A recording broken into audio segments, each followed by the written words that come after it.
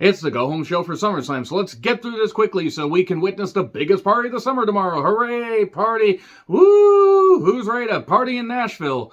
A lot of people, hopefully, because I got a stadium to fill. Anyway, I'm John Retton with my review of WWE Smackdown from Atlanta, Georgia. Quick question, why didn't they just have this in Nashville, considering the SummerSlam is in Nashville? Nevertheless, I imagine they can bop over from Atlanta to Nashville in record time, especially if they drive like I do. Don't drive like I do. Anyway, let me know your thoughts on this show in the comments, please. I hope Michael Cole's off commentary soon, because even without Vince screaming in his ear, he's still a fucking puppet and he's still really bad at his job. So, they have all these friggin' weapons and everything around the goddamn ring for the good old-fashioned Donnybrook match. A bunch of barrels straight out of Donkey Kong, or Danky Kang as it were. Pictures of Sheamus's grandmother and grandfather, and pints and stools and other shit and shillelaghs. And also a 6-foot-long spiked stick that almost makes me feel jealous. Almost. So Sheamus jumps Drew from behind during his entrance, and then they have a good old-fashioned Donnybrook full of a bunch of weapons and everything. And look, I know these two are best friends. They laid the shit in. They always have good matches. This was given a lot of time. It started off with a match. I'll give them that much credit. They're doing a little bit better than they have than previous editions of SmackDown have gone, basically, because instead of opening with 20 minutes of talking, we get a match to start off. And then we get a bunch of recaps and whatever, but it's a go-home show. Look, it was given a lot of time, but if I'm going to knock other promotions for having garbage, weapons-filled matches ad nauseum, then I gotta knock this. I get it. They've been building this thing for a while. I'm glad this wasn't on the SummerSlam card. They beat the shit out of each other. Drew got sick of getting a face full of Sheamus' stick. And then Ridge interferes, and then Pete Turdoon interferes. And this kept going for a while. This is awesome, Chance. Okay, if you thought so, Atlanta, that's good for you. A table bomb and a Claymore for 3. Fine. Drew won. Cool. Again, they laid the shit in, but I've seen so many of these street fights, weapons-filled matches, they just all blend together. This is not the most egregiously bad one that I've seen, but it still blends together with a lot of them. So, Theory then hits Drew during his promo, and Theory wants the Undisputed Championship.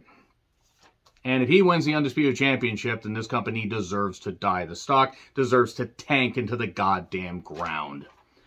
So, Corbin then has a ticket. He is a WWE employee that has a ticket, a sign with Pat McAfee's face on saying loser, and also some popcorn, and he's heckling him. But he's a WWE employee, so what is stopping Pat McAfee from attacking him? This is stupid. Why is WWE being stupid? Also, a lot of camera cuts. They need to get rid of Kevin Dunn. They need to find somebody else, go to Hollywood, get some kind of big-time producer, do something to get rid of Kevin Dunn. Because Kevin Dunn has fucking ruined this goddamn product in more ways than one.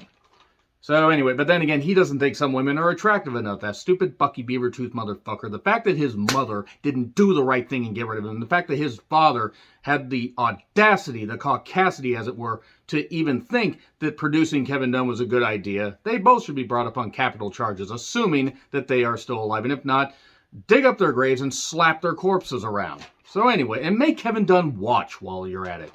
So moving on.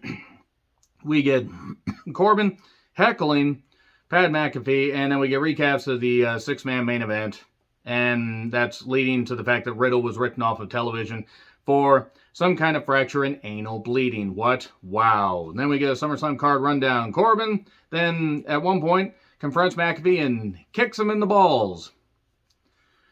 And then Theory shows up, backstage. Looks like he's leaving. Kayla wants answers, and he wants the U.S. title and the Undisputed title. Nobody will stop me. I will be nobody's punching bag. You fucking deserve to be a punching bag, you bland vanilla ice cream wannabe. God damn it. This guy may be able to do all the moves. He has the charisma of cabbage. He is not entertaining at all. So, Heyman then talks to Theory, and then we go to Shotzi getting no TV entrance, and Aaliyah getting a TV entrance. What ancient totem did I desecrate to have to put up with an Aaliyah match in 2022? Shotzi and Aaliyah get absolutely no reaction. None. And Shotzi wins. And then we got backstage to Natty confronting Liv and Ronda doing very stagey stuff. And that's nothing against Liv and plenty against Ronda because she's a fucking idiot.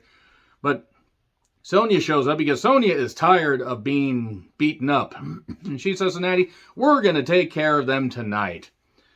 And then Ronda shows up, beats up Shotzi, so that takes whatever shine Shotzi had left, and then yells at a fan saying, you shut up, your mom failed you. It's funny that the Sandy Hook truther and the woman that hates trans people actually thinks that she can throw words with somebody, and then she runs like a goddamn coward whenever she loses.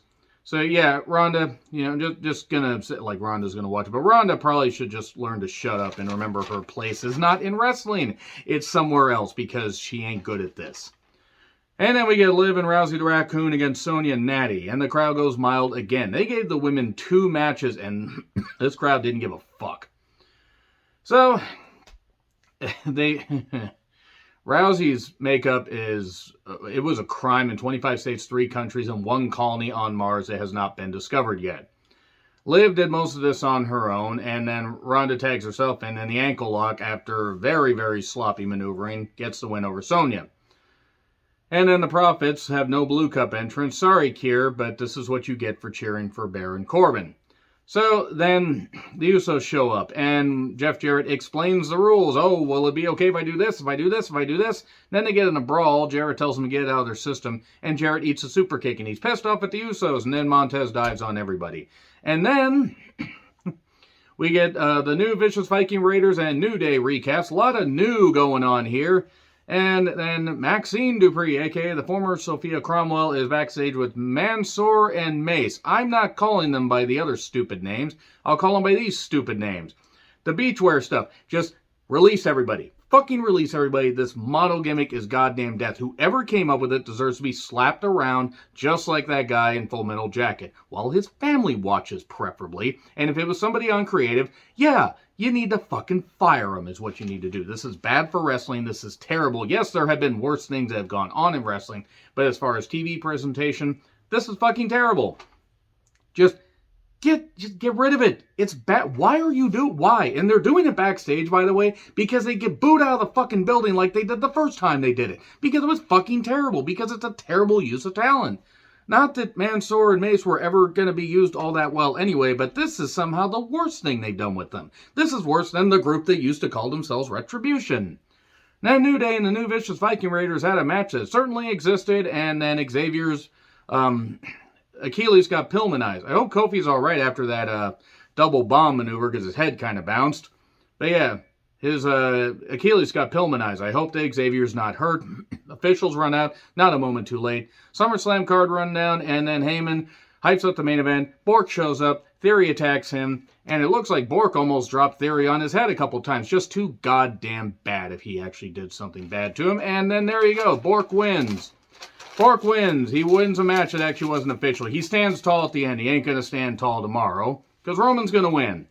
And then Drew hits a Claymore on Theory and then hits him with the briefcase. I'm just going to say right now that people beating up Theory has become my favorite part of wrestling programming, which is or WWE programming. Barely wrestling these days. And I just fear the Theory is going to cash in tomorrow and is going to turn that into the absolute worst SummerSlam ever, which is saying something. So anyway, agree, disagree, what I said, like, share, subscribe, Twitter handle in the description. I'm John Ritlin. I'll see you soon.